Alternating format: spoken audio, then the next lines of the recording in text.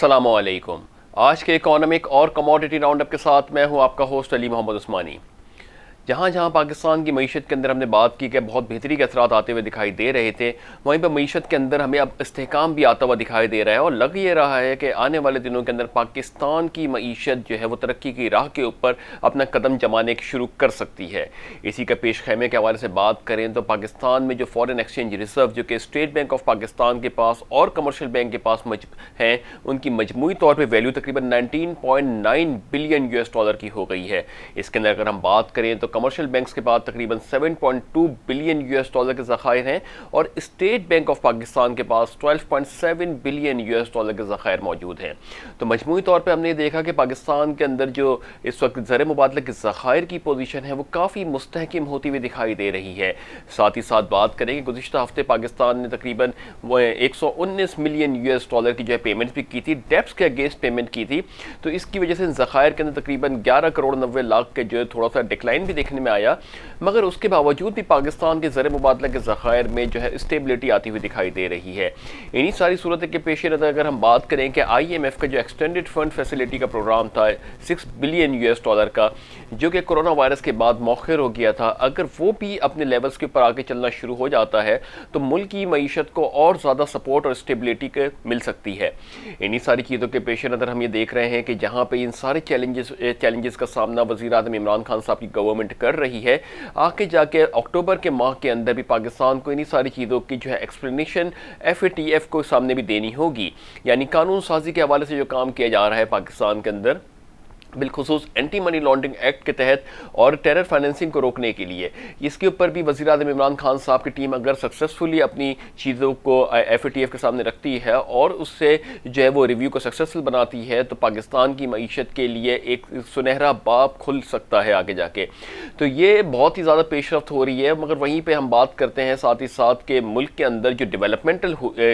جن کے اندر کام ہوا ہے، یعنی ہمارا آئی ٹی ٹیکنالوجی کے اندر، اس کے اندر بھی کافی بڑی خاطر خواہ میں اضافہ دیکھنے میں آیا ہے۔ اگر جولائی کے ماہ کی بات کرتے ہیں، یعنی جولائی کے اختتام کے اوپر بات کرتے ہیں، تو ملک کے اندر جو 3G اور 4G ٹیکنالوجی کے جو صارفین تھے ان کی ویلیو جو تقریباً 8 کروڑ 27 لاکھ لوگ تھے، یعنی ان کے صارفین کی تعداد 8 کروڑ 27 لاکھ تھی، اور اگست کے ماہ کے اندر 20 لاکھ صارفین کے اضافے کے بعد یہی ویلیو تقریباً 8 کروڑ 48 لاکھ تک کے پہنچ گئی ہے۔ یعنی پاکستان کے اندر اگر ہم آبادی کے تناسب کے حساب سے بات کریں تو 22 کروڑ کی آبادی، 20 یا 22 کروڑ کی آبادی میں سے تقریباً پاکستان کے اندر 8 کروڑ یا 8.5 کروڑ لوگ جو ہیں وہ اس وقت 3G اور 4G ٹیکنالوجی یوز کر رہے ہیں۔ تو پاکستان میں ایک بہت ہی بڑی ایک اپورچونٹی ہے کہ آئی ٹی سیکٹر کے اندر اگر جب کام کیا جائے پاکستان کے اندر، اور اس سے ریلیٹڈ چیزوں کے اوپر کام کیا جائے، جس میں گورنمنٹ آف پاکستان نے ویسے ہی چھوٹ دی ہوئی ہے جو ٹیکس کی مد کے اندر، اگر ایکسپورٹس کرتے ہیں پاکستان سے کوئی آئی ٹی سروسز کو، تو اس کا بھی ایک بینیفٹ پاکستان کی معیشت کے اوپر آ سکتا ہے۔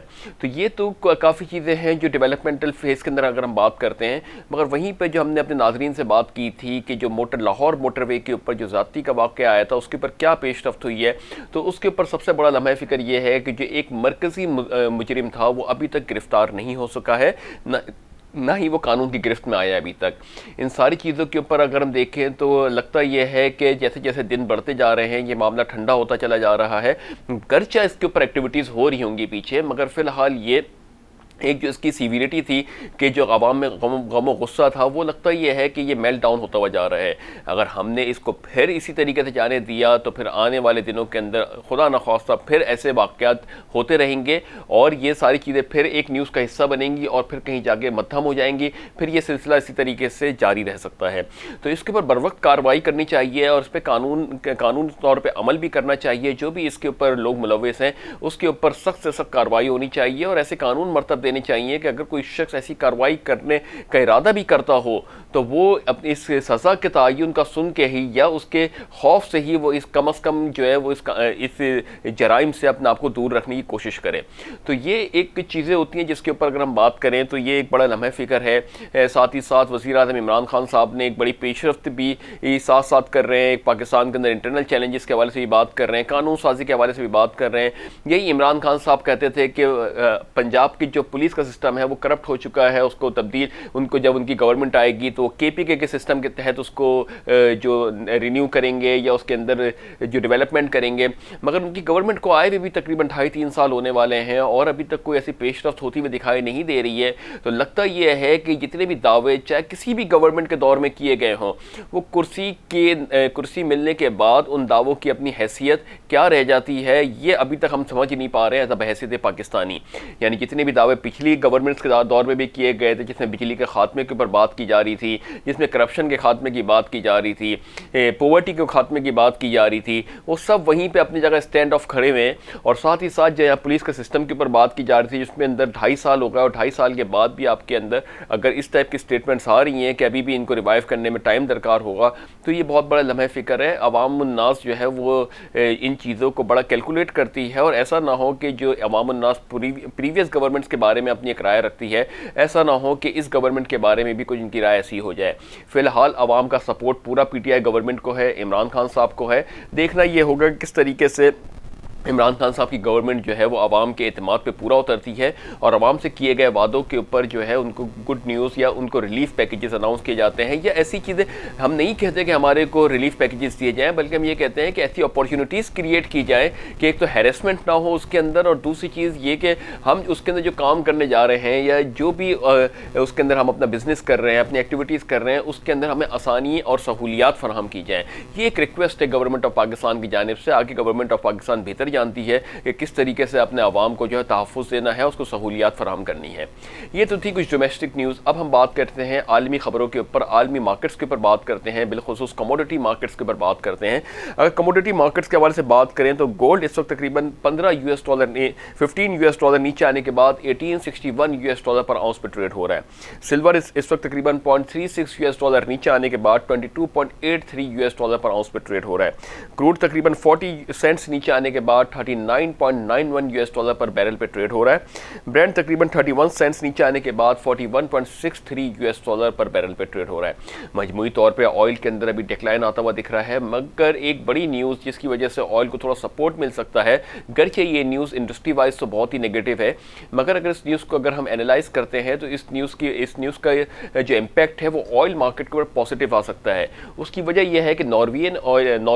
آئل کمپنی کے اندر یہ کہا جا رہا ہے کہ سپٹمبر 30 کو ان کے امپلائی کے ایک مذاکرات ہوں گے، جس کے اندر مختلف امور پہ بات کی جائے گی، سیلریز کے اوپر بات کی جائے گی، پیمنٹس کے اوپر بات کی جائے گی۔ اگر یہ ملاقات فیل ہو جاتی ہے تو نارویئن آئل کمپنی کے اندر یہ کہا جا رہا ہے کہ وہ اپنے پروڈکشن پلانٹ کو شٹ ڈاؤن کر دے گی، جس کی وجہ سے اگر ہم پر بیرل کے حساب سے بات کریں تو تقریباً 9 لاکھ بیرل پر ڈے کے حساب سے پروڈکشن شٹ ڈاؤن ہو سکتی ہے۔ تو یہ نارویئن آئل کمپنی کے اندر ایک تھوڑا سا تناظر آ رہا ہے، ایک پریشر آ رہا ہے کہ وہاں پہ جو ایک تقریباً 7,300 امپلائیز میں سے 324 امپلائیز نے یہ ریزولوشن موو کی ہے، اور اس کے اوپر یہ میٹنگ ہے 30 سپٹمبر کو۔ اگر یہ میٹنگ فیل ہو جاتی ہے تو یہ شٹ ڈاؤن کرنے کا بھی ایک پروٹیسٹ یعنی اسٹرائک پہ جانے کا بھی ایک اعلانیہ جاری کیا جا رہا ہے کہ اگر یہ اسٹرائک پہ جاتے ہیں تو اس کی وجہ سے پروڈکشن میں تقریباً 9 لاکھ بیرل پر ڈے کا پروڈکشن کٹ ہو سکتی ہے عالمی مارکیٹس کے اندر۔ اور اگر یہ پازیٹیو سینٹیمنٹس کے اوپر یہ ریزولوشن ہو جاتا ہے، اس کے اوپر بات متفقہ رائے کے اوپر منظور کر لی جاتی ہے ورکرز کی، تو پھر یہ پریشر شاید نہ آئے، مگر اگر ان چیزوں کے بیسس کے اوپر آئے گا تو آئل مارکیٹس کے اندر 9 لاکھ بیرل پر ڈے جو ہے وہ ڈیکلائن ہو جائے گا۔ مگر اگر ہم اس کو سٹینڈ آف کریں یا اس کو بیلنس آف کریں، اسکوائر آف کریں، تو گزشتہ ہفتے لیبیا نے اپنی جو پروڈکشن کٹ کیا ہوا تھا، اس پروڈکشن کٹ کے اندر 2 لاکھ بیرل پر ڈے کے اوپر واپس اپنی پروڈکشن ریزیوم کر دی ہے مارکیٹس کے اندر۔